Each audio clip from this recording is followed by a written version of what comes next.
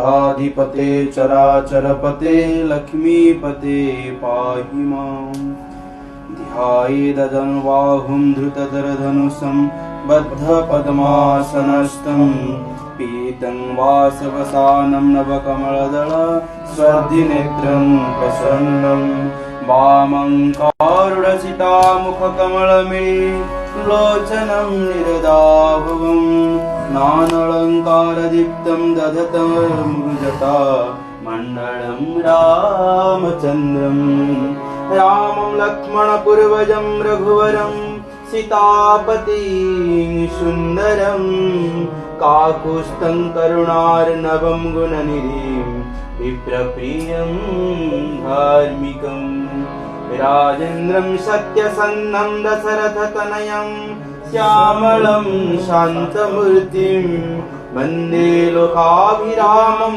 रघुकुलतिलकं राघवं रावणादे। श्री राम जय राम जय जय राम। श्री राम जय राम जय जय राम। श्री राम जय राम जय जय राम। श्री राम जय राम जय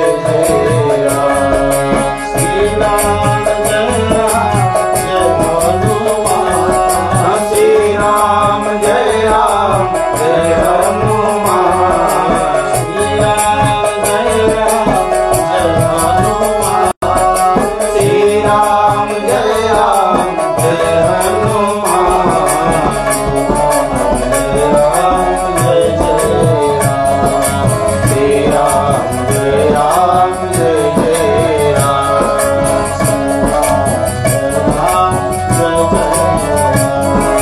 श्री राम जय राम जय जय राम। रामेश्वर जे कि भारतर द्वादश ज्योतिर्लिंग मध्यरु से होउतंती श्रेष्ठ पीठ जहाँ को आमे रामेश्वर बोली कहू।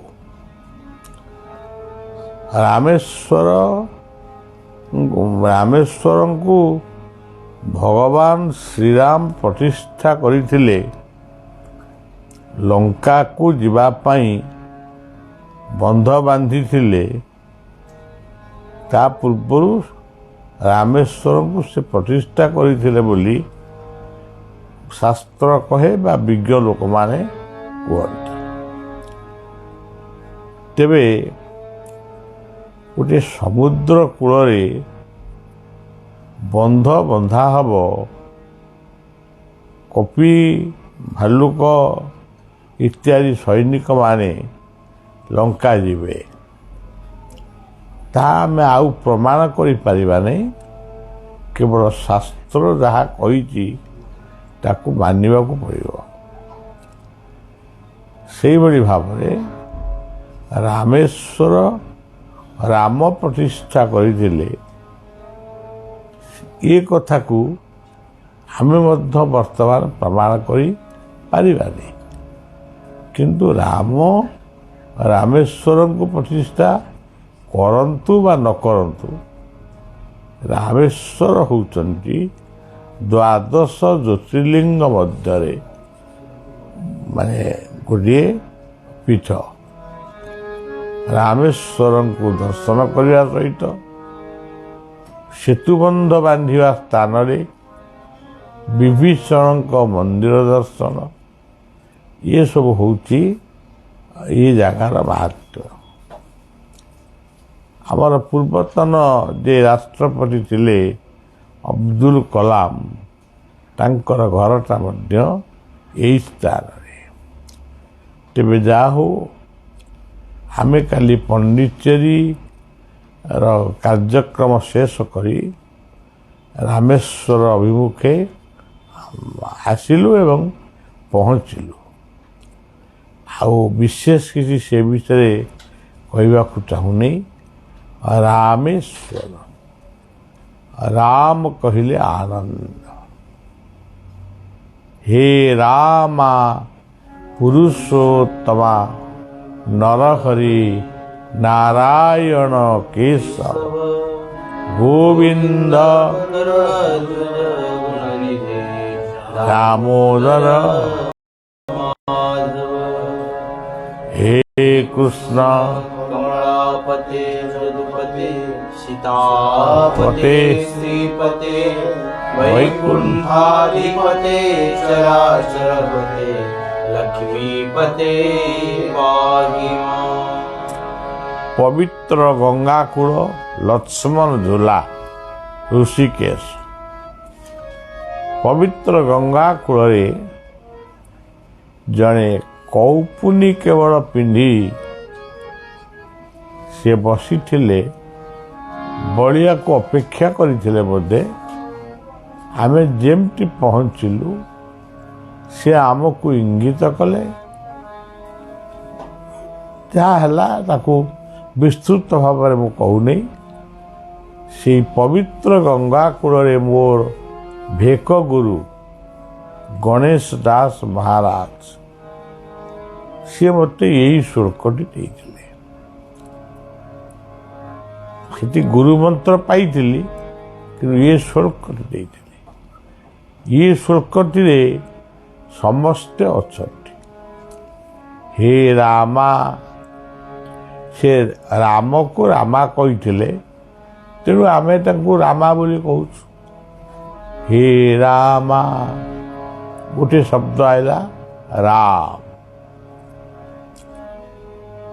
आउ गोटे शब्द आएगा हे रामा पुरुषोत्तम पुरुषोत्तम कहले जगन्नाथ को ही बुझाए ब्रह्म को बुझा जाए पुरुषोत्तम।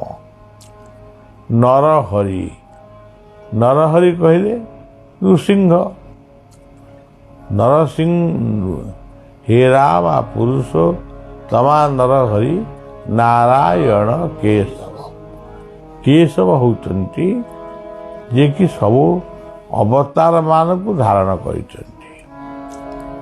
गीतार मध्य अर्जुन भगवान कृष्ण को केशव रूप संबोधन कर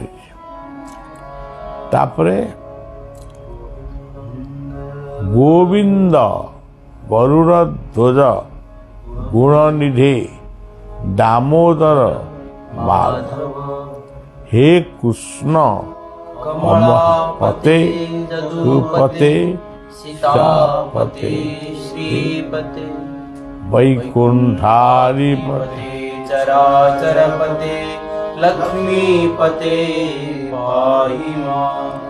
गुरुदेवंगर श्लोकटी पाइली भूलीगली बहुत वर्ष पुणी खोजी खोजी ये श्लोकटी को पाइली।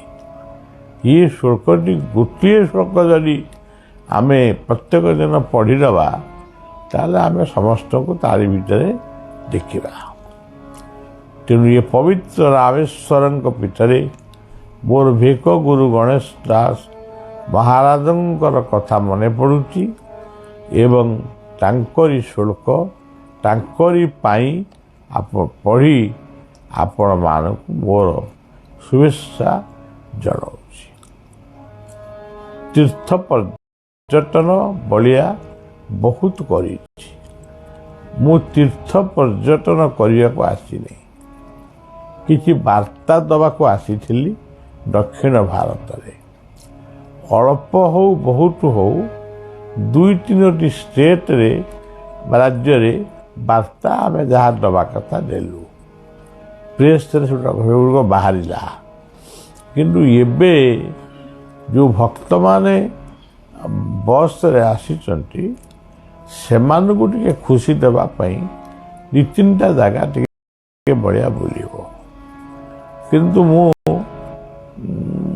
दिने समय थिला 600 किलोमीटर 700 पर्यंत जाई पार किंतु एबे 200-300 किलोमीटर भितर आम जदि न रही ताले आम देह खराब। मु आसी काली बाटरे 100 केते किलोमीटर दूर छोट होटेल रे शोइली କିଛି ଖାଇନି, ମାନେ କିଛି ନାହିଁ। ଉଠିଲି, ପୁଣି ଆସିଲି। ଗୋଟାଏ ଭୁଲ ହେଇଗଲା, ଖଜା ପଣସ ବିକ୍ରି ହେଉଥିଲା, ସେଇଥିରୁ ତିନୋଟି ପାଖୁଡ଼ା ଖାଇଲି। କିନ୍ତୁ ମୋ ଭିତରେ ଧାରଣା ସୃଷ୍ଟି ହେଲାନି ଖଜା ପଣସ ଜଣେ ଭାଙ୍ଗିଥିବ, ତାକୁ ଫୁଟ କରିଥିବ, ତା ହାତଟା ପରିଷ୍କାର ଥିବ କି ଅପରିଷ୍କାର ଥିବ, ଏଇ ବିଚାରଟା ଆମେ ଜାଣିପାରିଲୁନି। ଗୋଟେ ଖଜା ପଣସ ଖାଇଦେଲୁ। ଖାଇଦେବା ପରେ ମୁଁ ଏଠାରେ ପହଞ୍ଚିବା ପରେ ସମ୍ପୂର୍ଣ୍ଣ ଭାବରେ ଅସୁସ୍ଥ ହୋଇପଡ଼ିଛି। ଆଜି ରାମେଶ୍ୱରଙ୍କ ପାଖରେ ବିଶ୍ରାମ ନେବି। ଭଲ ଲାଗିଲେ ଯୁଆଡ଼କୁ ଯିବି କି ଯାହା କରିବି। ତେଣୁ ତାଙ୍କର ଯାହା ଇଚ୍ଛା ଥିବ ସେଇଆ ହେବ। ଏଇ ହେଉଛି କଥା। ମୋ ଦେହ ପାଇଁ କେହି ବ୍ୟସ୍ତ ହେବନି। ମୁଁ ସୁସ୍ଥ ଅଛି, କିନ୍ତୁ ହେଲେ ବି ମୁଁ ମାନେ କାଲି ପୁରା ଅଡ଼ୁଆ ହେଇଯାଇଛି ରାତିରେ। ତେବେ ବାୟାଙ୍କର ଗୋଟେ କଥା, ଜଣେ ଲୋକ ତାଙ୍କ ଘରକୁ ଯିବାକୁ ବାହାରିଲେ, ବାବା ପାଖରେ ବସିଥିଲେ, କହିଲେ ମୁଁ ଘରକୁ ଯାଉଛି। ଆଉ ବାବା କ'ଣ କହିଲେ, ଘର ମୁହାଁ ପୋତା ମୁହାଁ, ମାଇ ମୁହାଁ ଗାଈ ଦୁଆଁ, ଇଏ ନରହନ୍ତି କାଁ କାଁ। ଇଏ ଯେତେବେଳେ ଶୁଣିଲେ, ବାବୁ ଜଣକ ଶୁଣିଲେ, କହିଲେ ବାବା ଗାଈ ଦୁହାଁ ଶବ୍ଦଟା ଏଥିରେ ରହିଲା କାହିଁକି? ବାବା କହିଲେ ତୁମେ ତ ସହରୀ ଲୋକ, ତମେ ଏସବୁ ଜାଣିବ କୁଆଡ଼ୁ? ମଫସଲରେ ଗାଈ ଦୁହାଁ ସମୟ ହୋଇଗଲେ ଗାଈ ଦୁହାଁ ବ୍ୟକ୍ତି ଆଉ କେଉଁଠି ରହିବେ ନାହିଁ, କାରଣ ଗାଈକୁ ଅନ୍ୟ କେହି ଦୁହିଁ ପାରିବେ ନାହିଁ। ତେଣୁ ସେଇ ନାଗି ଏ ପଦ୍ଧତିରେ ଗାଈ ଦୁହାଁ ଅଛି। ତେବେ ଆମେ କ'ଣ ଶିଖିଲେ? ଆଜିକାଲି ତ ଗାଈ ଆଉ କେହି ଦୁହୁଁନାହାନ୍ତି କି ଗାଈ ଆଉ ପାଳୁନାହାନ୍ତି। ସମୟ ବ୍ୟତିକ୍ରମ ହେଇଗଲା, ହେଲେ ବି କଥାଟା ରହିଛି, ମାନେ ସବୁ ହବ, ଆଉ ରହିବ, ଆଉ କହିବାକୁ ପଡ଼ିବ। ଆଉ ଆମର ଗାଈ ଦୁହାଁ କିଏ? ଗାଈ ଗୋରୁ ପାଳନ ହେଉଛନ୍ତି, ବଳଦ ଆଉ ପାଳନ ହେଉନାହାନ୍ତି, କାରଣ ଟ୍ରାକ୍ଟର ହେଇଗଲା। ଆଉ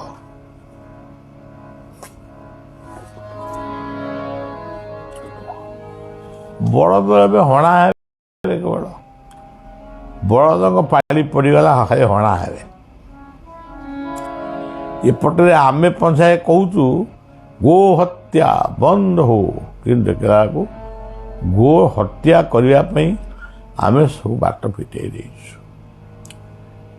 କିନ୍ତୁ ହିନ୍ଦୁ ମାନିଛି ଗୋମାତାଙ୍କୁ, ଆଜି ବି ମାନିବ, କାଲି ବି ମାନିବ। ଆଶ୍ରମରେ ବଳଦ ଅଛନ୍ତି, ହଳ ବୁଲଉନାହାନ୍ତି, ଅଛନ୍ତି। କିଏ କାହାରିକି ଆମେ ବିକ୍ରି କରିବାକୁ ଦଉନୁ। ତେଣୁ ସଜ୍ଜନ, ଗାଈ ଆଖିରୁ ଯେତେବେଳେ ଲୁହ ବୋହେ, ଆପଣ ଲକ୍ଷ୍ୟ କରିଥିବେ, ସେତେବେଳେ ଆମ ସମାଜକୁ ଗୋଟେ ବିପଦ ଆସେ। ଆଉ ଗୋଟେ କଥା ଲକ୍ଷ୍ୟ କରିଥିବେ, ବର୍ଷା ହେଉଥିବ, ବନ୍ୟା ହେଇଥିବ, ଗାଈ ଯଦି ହମାଳନ୍ତି, ଅର୍ଥାତ୍ ଗାଈ ଯେତେବେଳେ ମାନେ ତାଙ୍କ ମାନେ ଡାକନ୍ତି, ହମ୍ବାରଡ଼ି ଦିଅନ୍ତି, ସେତେବେଳେ ଆପଣ ଜାଣିବେ ମେଘ ଛାଡ଼ିବ କିମ୍ବା ବନ୍ୟା କମିବ। ଇଏ ହେଉଛି ସେଇମାନଙ୍କର କଥା, ସେଇମାନଙ୍କ ଭିତରେ ଇଏ ଜ୍ଞାନ ପ୍ରଭୁ ଦେଇଛନ୍ତି। ଆଜି ବି ଷଣ୍ଢମାନଙ୍କୁ ଆମେ ପୂଜା କରୁଛୁ, କିନ୍ତୁ ଷଣ୍ଢ ଯେମିତି ଆଉ ତିଆରି ହେବେନି, ତାର ବ୍ୟବସ୍ଥା ମଧ୍ୟ କରୁଛୁ।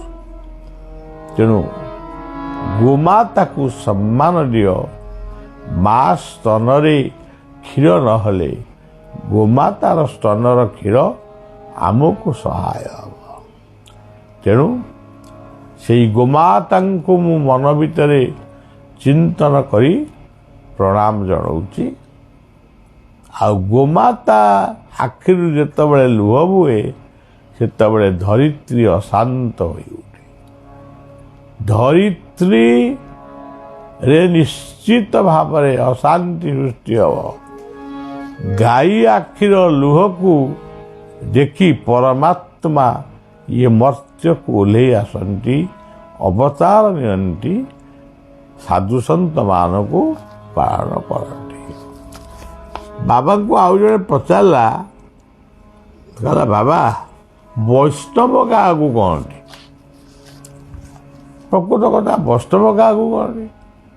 ଯିଏ ଚିତା ନାଇଥିବେ, ଯିଏ ମାଳି ପିନ୍ଧିଥିବେ, ଯିଏ ମାଳା ଗଡ଼ଉଥିବେ, ଯିଏ ନାମ କରୁଥିବେ, ସିଏ କାହିଁ ବୈଷ୍ଣବ କହୁ। କିନ୍ତୁ ବାବା ଗୋଟେ ସୁନ୍ଦର ଉତ୍ତର ଦେଲେ, ଯେ ସେ ଉତ୍ତରଟା ହେଉଛି ଯାହାଙ୍କୁ ଦେଖିଲେ ସ୍ୱତଃସ୍ଫୂର୍ତ୍ତ ଭାବରେ ତମ ପାଟିରୁ ବି ନାମ ବାହାରି ଆସିବ, ସେ ହେଉଛନ୍ତି ପ୍ରକୃତ ବୈଷ୍ଣବ।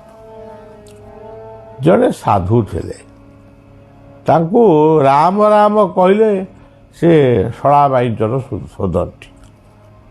ସକାଳୁ ଉଠିକିରି ଚାଲିବେ, ତାଙ୍କୁ ଯିଏ ଦେଖିବ ଖତେଇ ହେଲା ଭଳିଆ କହିବ ରାମ ରାମ, ତୁ ଶୋଧିଲେ ଆଉ। ଏମିତି ହେଇ ହେଇ ବହୁତ ଦିନ ଗତ ହେଲା। ଦିନେ ଜଣେ ବ୍ୟକ୍ତି ତାଙ୍କୁ ଗୋଟେ ଗଛ ମୂଳରେ ବସି ସେ ରାମଙ୍କର ଶିଳା, ରଘୁନାଥ ଶିଳା ଟିକେ ପୂଜା କରୁଛନ୍ତି, ଚିତା ନାଗୁଛନ୍ତି। କହିଲେ ଆରେ ଏଇ ବାବା ତ, ଆରେ ୟାକୁ ରାମ ରାମ କହିଲେ ଚିଡ଼ୁଥିଲା, ପଚାରି ବୁଝିବା, ଏ ରାମଙ୍କୁ ପୂଜା କରୁଛେ ରାମ ରାମ ବୋଲି ଚିଡ଼ୁଛି କାହିଁକି? ତାକୁ ଦଣ୍ଡବତ ହେଇକିରି କହିଲା ବାବା ଆପଣ ଏଠି କ'ଣ କରୁଛନ୍ତି? ନା ପୂଜା କରୁଛି। କାହାକୁ? ରାମଙ୍କୁ ପୂଜା କରୁଛି। ଆଚ୍ଛା ରାମଙ୍କୁ ପୂଜା କରୁଛନ୍ତି, ଯେତେବେଳେ ଟାଉନକୁ ଯାଉଛନ୍ତି ରାମ ରାମ କହିଲା ବେଳକୁ ଆପଣ ଏମିତି ଚିଡ଼ୁଛନ୍ତି କାହିଁକି? ଶଳା ବାଇଚର ସରୁଛନ୍ତି। ନା ଏତେ ଦିନକରେ ତୁ ଅସର କଥାଟା ମୋତେ ପଚାରିଲୁ, ମୁଁ ସତଟି କହିବି। ମୁଁ ଯଦି ଚିଡ଼ୁ ନଥାନ୍ତି ତାହେଲେ କେହି ମୋତେ ଦେଖୁ ଦେଖୁ ରାମ ରାମ କହନ୍ତେ ନାହିଁ। ତେଣୁ ମୁଁ ଯୁଆଡ଼େ ଯାଉଛି, ଯିଏ ମୋତେ ମାନେ ନ ଚିହ୍ନିଛନ୍ତି ଚିହ୍ନିଛନ୍ତି, ସିଏ ଯିଏ ନାସ୍ତିକ ଲୋକ, ରାମକୁ ବି ମାନନ୍ତିନି, ଏଭଳି ମୁସଲମାନ ଲୋକ ମଧ୍ୟ ସେ ରାମ କ'ଣ ଜାଣନ୍ତିନି, କିନ୍ତୁ ଖୁସିରେ ମୋ ପାଇଁ ରାମ ରାମ ଶବ୍ଦ କହନ୍ତି। ତେଣୁ ସେଇ ଶବ୍ଦଟା ତାଙ୍କ ମୁହଁରୁ ଉଚ୍ଚାରଣ ହେବା ପାଇଁ ମୁଁ ଏଇଭଳିଆ ମାନେ ଅଭିନୟ କରୁଥିଲି। ତୁ ଆଜି ପଚାରିଲୁ, ଆଜି ଏ ଜାଗା ମୁଁ ଛାଡ଼ିବି, ଆଉ ସହରକୁ ଯିବି ନାହିଁ। ଶ୍ରୀରାମ ଶରଣଂ ସମସ୍ତ ରାମଂ ବିନା ରାମେଣ ରାମାୟ କାର୍ଯ୍ୟଂ ମାତସତି କାଲ ଭୁଜଗೋ ରାମସ୍ୟ ରାମେ ଭକ୍ତିର ରାମ। ଆଜି ପବିତ୍ର ରାମେଶ୍ୱର, ସେ ଧାଡ଼ିରେ ବଳିଆ ଠିଆ ହେଇପାରିବନି କି ଯାଇପାରିବନି, କିନ୍ତୁ ଭେଳିଆ ବୁଲି ଆସିବ। ମୋ ସାଙ୍ଗରେ ଯେଉଁ ପିଲାମାନେ ଅଛନ୍ତି ସେଇମାନେ ବୁଲି ଆସିବେ, ତେଣୁ ବଳିଆ ଖୁସି ହେବ। ତାଙ୍କ ହାତରେ ଗୋଟେ ଖବର ଦେବି ରାମେଶ୍ୱରଙ୍କ ପାଖକୁ, ବିଭୀଷଣଙ୍କ ପାଖକୁ, ସମୁଦ୍ର ପାଖକୁ ଖବରଟିଏ ଦେବି। ସେ ଖବରଟି କ'ଣ ହେଲା ସେ ଖବରଟି ଦେବି ତମେ ସବୁ ଯାଉଛ କହିବ ବଳିଆ ଆସିପାରୁନି, କିନ୍ତୁ ବଳିଆର ଇଚ୍ଛାଟା କ'ଣ ଆପଣ ପୂର୍ଣ୍ଣ କରନ୍ତୁ। ମୋ କ'ଣ ପୁଅ ଝିଅ ହେବ ବୋଲି କହିବି ନା କ'ଣ? ବିଶ୍ୱ ପାଇଁ, ଦେଶ ପାଇଁ, ରାଜ୍ୟ ପାଇଁ ଯାହା ମୁଁ ଭାବୁଛି ଆପଣ ତାକୁ ପୂର୍ଣ୍ଣ କରନ୍ତୁ। ବଳିଆ ହୋଟେଲରେ ଅଛି। ସଜ୍ଜନ, ମୁଁ ଏତେ ଆଉ ବୁଲିବାର କ୍ଷମତା ନାହିଁ। ହଉ ସଜ୍ଜନ, ଆଜି ବୈକୁଣ୍ଠ କ'ଣ କହିଲେ? ବୈକୁଣ୍ଠ କହିଲେ, ଯାହା ଏ ସୃଷ୍ଟିରେ ପଡ଼େ ମୋ ଦୃଷ୍ଟିରେ, ସବୁଥିରେ ତୁମ ଅଛ ପୁରୀ, ତୁମରି ଗୁଣ ତ ତୁମେ ଗାଉଅଛ, ମିଶେ କରେ ମୂଢ଼ ବାହାଦୁରୀ। ଚାଳନା ପଇଲାନି କିରେ? ଯାହା ଏ ସୃଷ୍ଟିରେ ପଡ଼େ ମୋ ଦୃଷ୍ଟିରେ, ସବୁଥିରେ ତୁମେ ଅଛ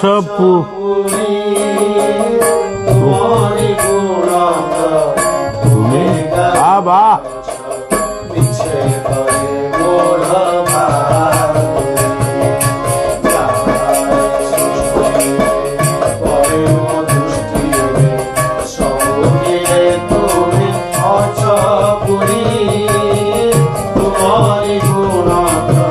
ବାବା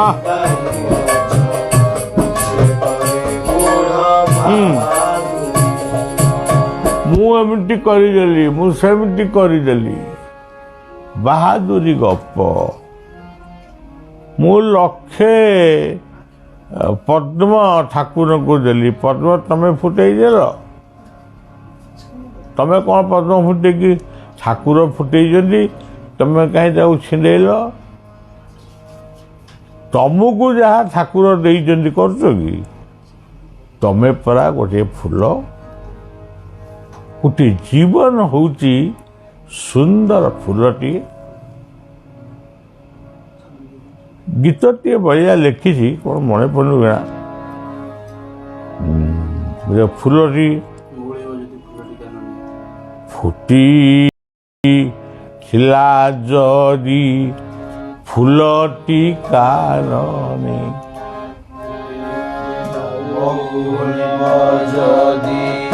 ଫୁଲଟି କାନନେ ଫୁଟିଥିଲା, କେଉଁ ଗୌରବେ ଆସି ଏହି ଭବେ, ଅଜୀବ ଗୋପନେ ଜାଣିଲେ।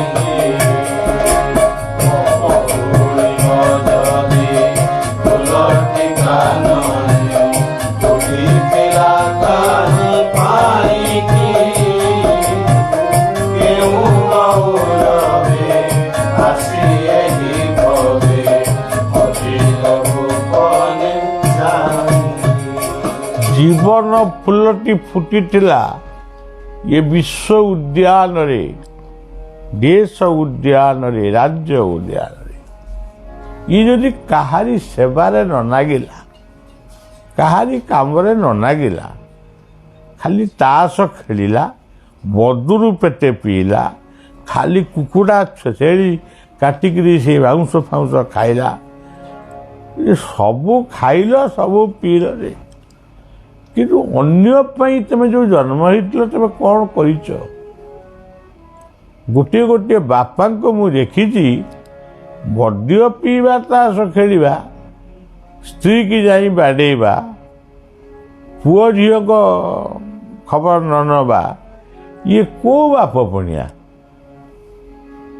ସେମିତି ଅନେକ ମାଆଙ୍କୁ ମଧ୍ୟ ମୁଁ ଦେଖିଛି, ସେମାନେ କେବଳ ବୁଢ଼ୀ ଆସି ହେଲେଣି, ସ୍ୱାମୀ ସ୍ତ୍ରୀ କଜିଆ ନ ନାଗିଲେ ତାକୁ ନିଦ ହୁଏ ନାହିଁ। ତମେ ସେଠି କାହିଁ ଗଲ, ସେଠି କାହିଁ ବସିଲ, ସେଠି କାହିଁ ଗପିଲ? ଆରେ ତମେ ବୟସ ହେଲାଣି, ତମେ ପୁଅ ଝିଅଙ୍କ କଥା ବୁଝୁନା, ତମେ ଏତେ କଥା କ'ଣ କହୁଛ? କିନ୍ତୁ ଆମେ କହୁଛୁ ବାପ ମା ପବିତ୍ର ହେଲେ ସନ୍ତାନ ପବିତ୍ର ହେବ। ତମକୁ ବାପ ମା ବୋଲି ଲୋକ ମାନିବେ। କିନ୍ତୁ ବୈକୁଣ୍ଠଙ୍କର ଏ କଥାଟା ଆଉ ବଢ଼ିଆ ଲାଗିଲା। ଇଏ କେଉଁ ଜାଗାଟା?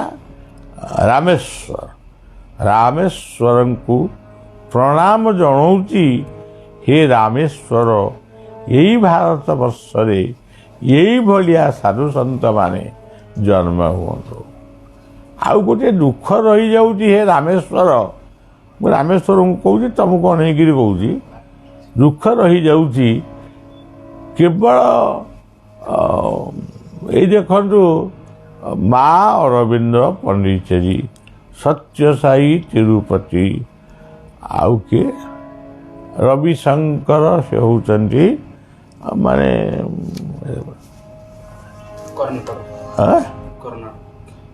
ରବିଶଙ୍କର। ସେ ଆମେ ଯେଉଁ ଜାଗାକୁ ଯାଇଥିଲୁ ବାଙ୍ଗାଲୋର। ଆଉ ଶିବାନନ୍ଦ ଚିଦାନନ୍ଦ କେରଳର। ଆରେ ଓଡ଼ିଶାରେ କ'ଣ ସାଧୁସନ୍ଥ କେହି ଜନ୍ମ ହେଉନାହାନ୍ତି? ଏଠି ବାୟା ଜନ୍ମ ହେଇଛନ୍ତି, ବୈକୁଣ୍ଠ ଜନ୍ମ ହେଇଛନ୍ତି, ମଧୁସୂଦନ ଜନ୍ମ ହେଇଛନ୍ତି। ଏ ବାବୁମାନେ ଯେଉଁଠିକି ଯେଉଁ ମହାପୁରୁଷଙ୍କ ପାଖକୁ ଯାଅ, ଟିକେ ଓଡ଼ିଶାର ମହାପୁରୁଷଙ୍କୁ ଅନାଅ। ଆଉ ଅଚ୍ୟୁତ, ଶିଶୁ, ଅନନ୍ତ, ଯଶବନ୍ତ, ବଳରାମ, ଜଗନ୍ନାଥ, ଏମାନଙ୍କ କଥା ଟିକେ ଭାବ। କିନ୍ତୁ ସଜ୍ଜନ ସମସ୍ତେ ଅଛନ୍ତି, କିନ୍ତୁ କାହାକୁ ଦେଖାଯାଉନି। ମଧୁ କହିଲେ ଫୁଲ ରସିଆ ହେ, ଘେନ ଏହି ଫୁଲ ହାର।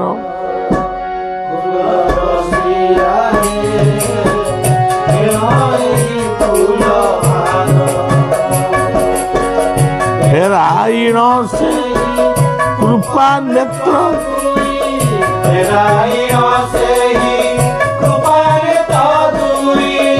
ଅଣାଇ ଦିଅ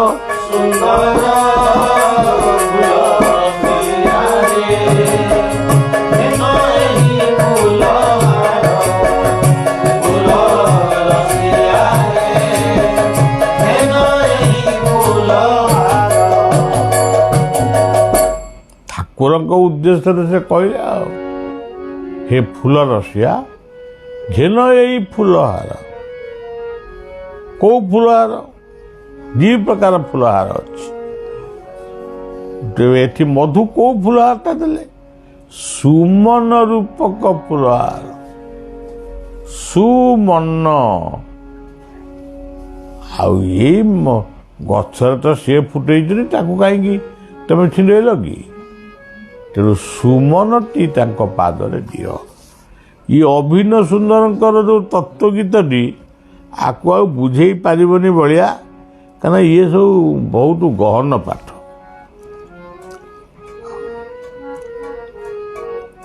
ପଞ୍ଚ ପଚିଶ ସତରଥି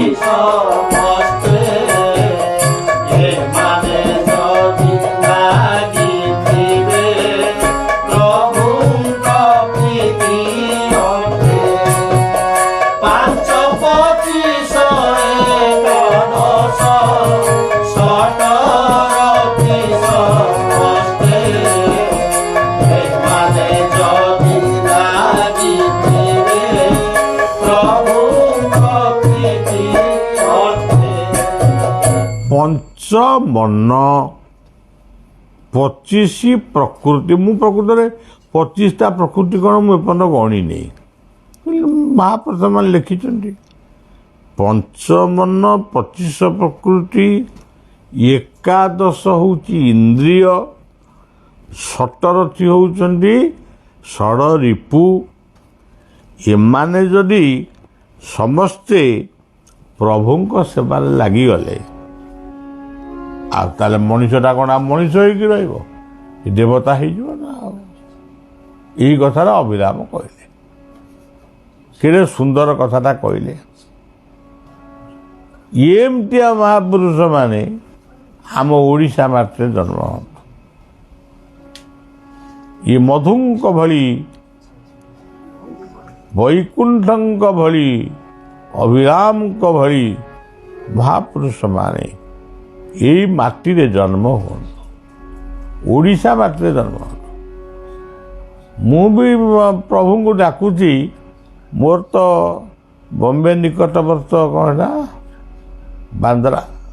ବାନ୍ଦ୍ରା ଜିଲ୍ଲାରେ ଜନ୍ମ ହେବା କଥା ବୋଲି ମୁଁ ଜାଣିଥିଲି, କିନ୍ତୁ ଏବେ ସବୁଦିନ କାଳିଆକୁ କହୁଛି, ଅନନ୍ତଙ୍କୁ କହୁଛି, ନାଇଁ ମୁଁ ବାନ୍ଦ୍ରାରେ ଜନ୍ମ ହେବିନି, ମୋତେ ଯଦି ପୁଣି ଜନ୍ମ ଦେବ ଏଇ ଓଡ଼ିଶା ମାଟିରେ ଦିଅ।